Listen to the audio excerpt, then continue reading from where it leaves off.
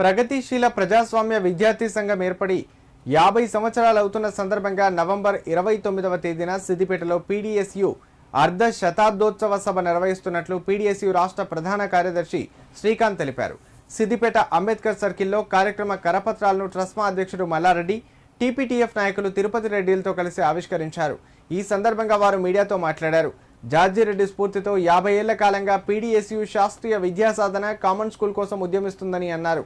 ఎంతో మంది విద్యార్థి ఉద్యమంలో అమరులయ్యారని తెలిపారు.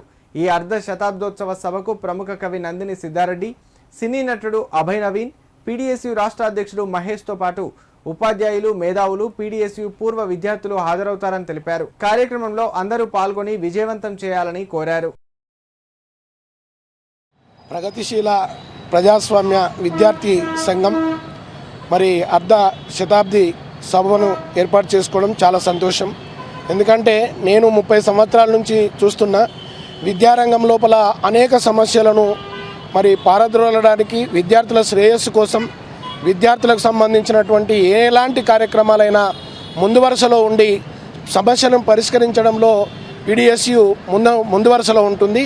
మరి అలాంటి పీడీఎస్యు విద్యార్థి సంఘం అర్ధ శతాబ్ది ఉత్సవాలను మరి నవంబర్ 29న జరుపుకుంటుంది. కాబట్టి మరి మా ప్రైవేట్ పాఠశాలల యాజమాన్య సంఘం తరపున కూడా రాష్ట్ర వ్యాప్తంగా వీరికి మద్దతు ఇవ్వడం జరుగుతూ ఉంది.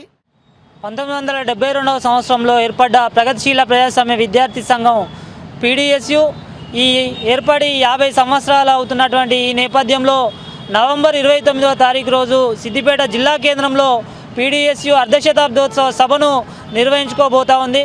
ప్రధానంగా పీడీఎస్యు ఈ 50 సంవత్సరాల కాలంగా ఈ దేశంలో ఉన్నటువంటి పేద ప్రజల కోసం, ఈ దేశంలో ఒక కామన్ స్కూల్ విద్యా విధానం కోసం, శాస్త్రీయమైనటువంటి ఒక విద్యా సాధన కోసం అనేక రకాల పోరాటాలు, ఉద్యమాలు నిర్వహించినటువంటి పరిస్థితి ఉంది.